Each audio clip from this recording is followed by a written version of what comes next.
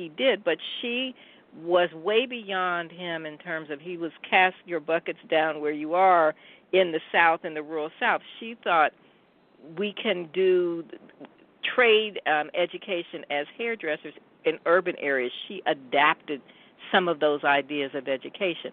With W.E.B. Du Bois, she was very supportive of the NAACP and the anti-lynching movement, and was very much on the same page with him. Actually had intended for her house, Villa Lawaro, to go to the NAACP after her daughter's death.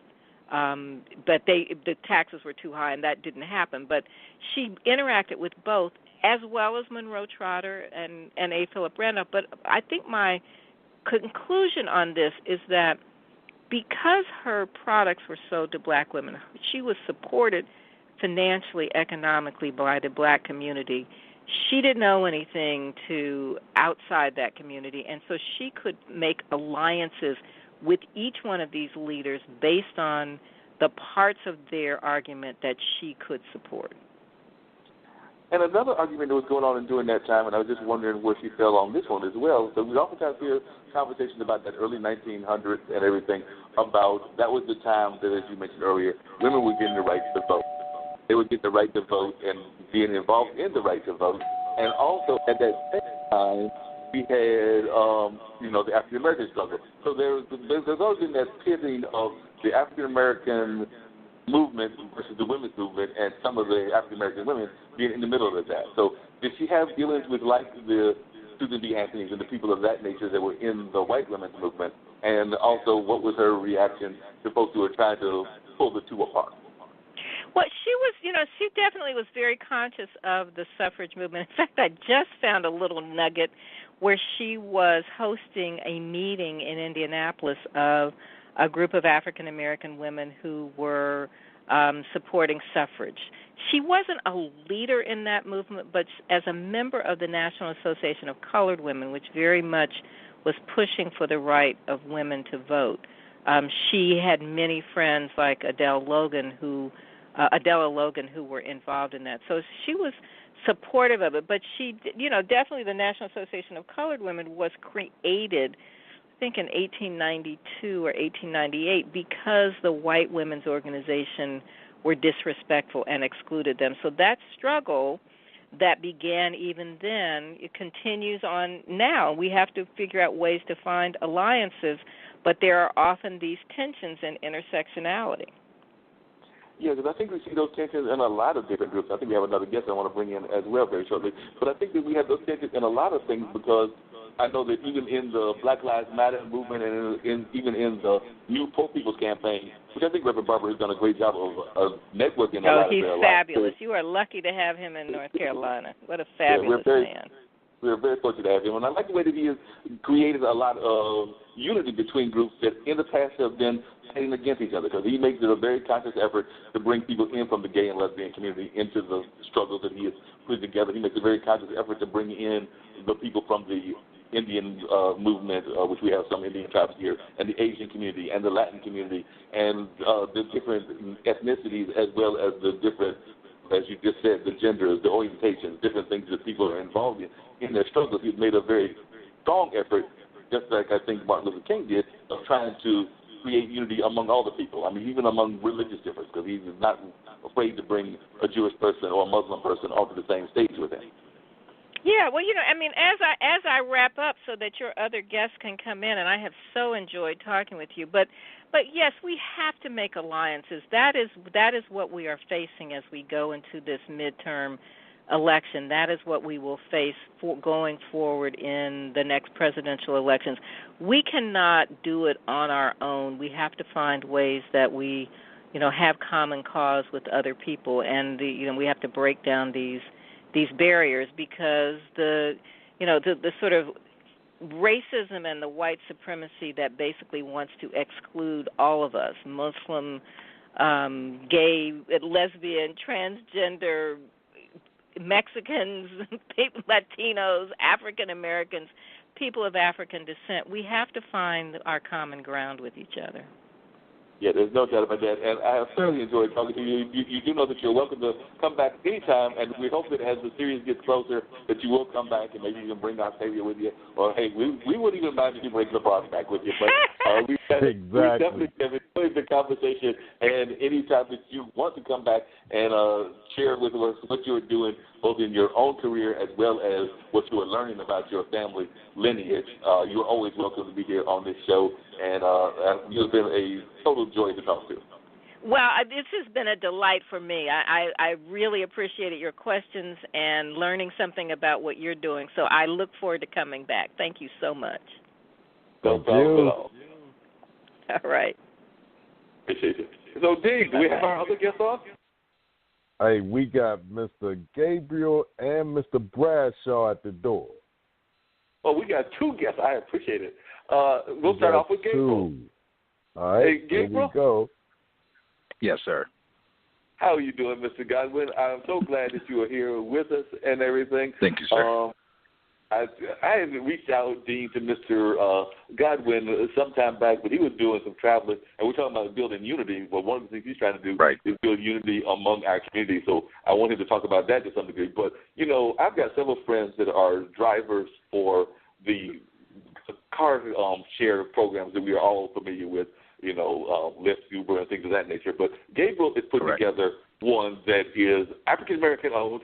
It's going to hopefully, you know, give them some very stiff competition, because I know even when my friends talk about it, one of their complaints is that they don't make as much money as they would like to make. And when I look at your model, I'm sitting there going like, well, good grief. I actually don't drive, so it wasn't immediate because I'm a mass transit person, as I've talked about on this show before. But my friends that drive and want to be drivers for you, you were talking about something radical. You were talking about like 85% going back to the drivers. I'm sitting there going like, this is unheard of. Yeah, actually, we are actually thinking about even going further, 95% going back to the driver, because we can. Wow. And and you know, we're very daring of a platform. We're very revolutionary to the industry, I would say, quite honestly. And I believe that we have a lot to prove, and we're going to give these big guys a run for their money. Well, I definitely appreciate it. Now, tell me, now we've had Inclusive on, and I know part of the reason that Inclusive got involved in the industry of hospitality, because they were kind of like were a competitor to some of the hotel industries and things of that nature that are like house sharing opportunities. Yes. And part of their issues that they got involved, both of the partners that we had, because we had both Rohan on as well as Zakia on, was that they had, I think both, if not, I know one did for sure, and I think both of them had run into issues where they ran into the racism in the industry. So I was wondering, what got you into the industry? Was it something that you saw some of the racism that might exist in the industry, or what pushed you to decide that you wanted to create moving as a competitor to those big guys, as we just call them? Well, I know that there's a little bit of injustice going on in this particular industry, and we were talking about even just to begin with the driver. The driver is not compensated well. We all know that, and even as consumers, at least conscious consumers, will know that, man, when you get that $5 fare or $3 fare, you know that not a whole lot goes back to the driver. And but of course, you know, the market's out there. But more so, I think the drivers are more willing to work and be out there. But you know, treat them fairly, let their voices be heard, and you know, because at the end of the day, models like ours, and particularly rideshare, it's not the company that owns the cars; it's the driver that is willing to go out there and day in and day out to make, you know, to facilitate this service. So, you know, we felt like we needed to harmonize this particular space, and there was an opportunity. Drivers, wherever I was going, were always constantly complaining, and some actually likened it, and to date, they say that it's equivalent to like almost borderline slave labor, whereas you feel like you're held.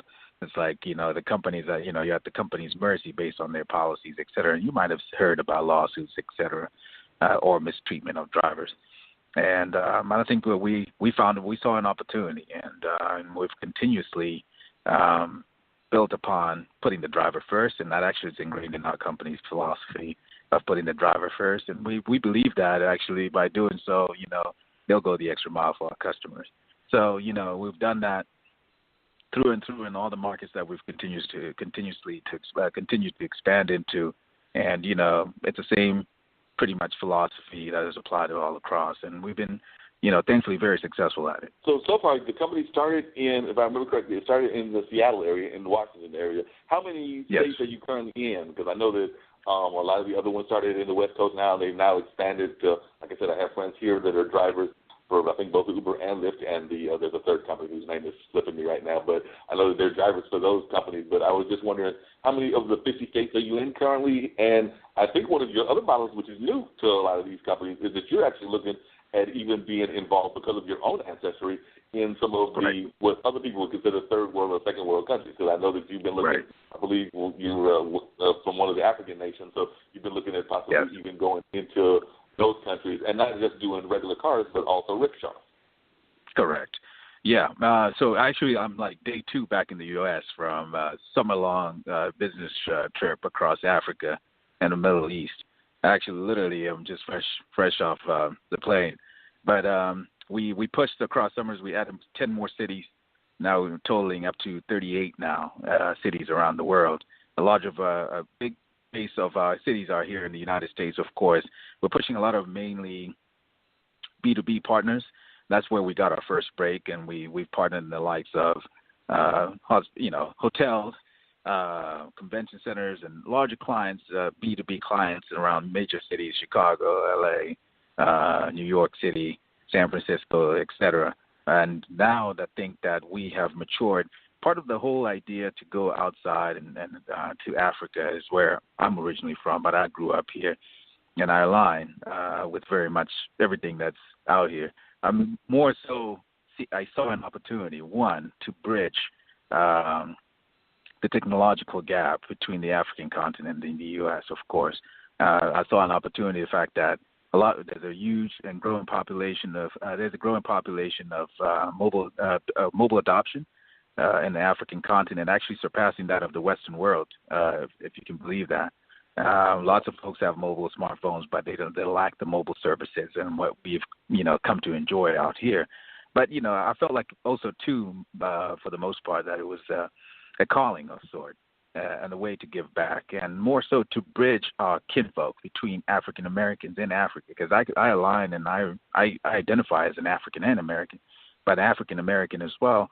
But I felt like there was a huge need to be able, for the first time, be able to bridge that connection, saying what we're doing out there for and uplifting the continent of Africa and aligning our kinship, and as well as also here in the U.S. and as well as bringing rideshare to the urban populations. And you probably might have heard about discrimination happening in some larger cities where Lyft drivers were not honoring ride requests from mostly inner city neighborhoods and largely African American. So I feel like we came and answered that. And I believe that we also out here as flag bearers to a lot of kids out here in the U.S., young African American women and men that say, hey man, here's a brother out here, who's jumped into technology. I can do the same thing too. So mostly, as I said, it's inspirational all across, and whether we translate, whether here in the communities out here or in the continent of Africa. And I think we have a lot to show, and I think we have a lot to bridge, and we're just getting started.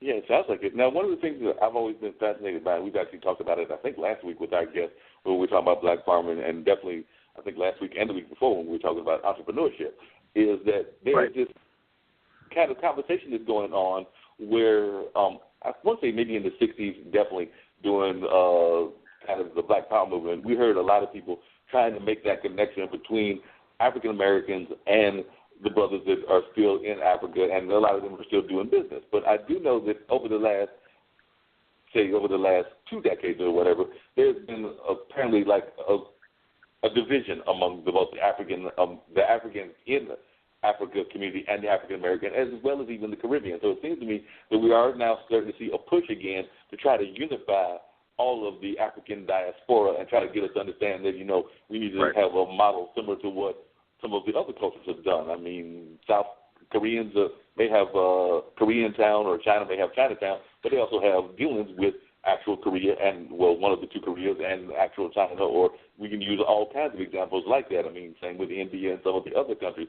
But we have, as a past, have not always done that. We have African stores that may pop up in some of our communities, and we may patronize those stores because we like their clothes style, and we may even patronize some of the African merchandise that is in our communities, but I don't know that we're necessarily doing outside of that a lot of strong business development of connecting the businesses. Is that what you have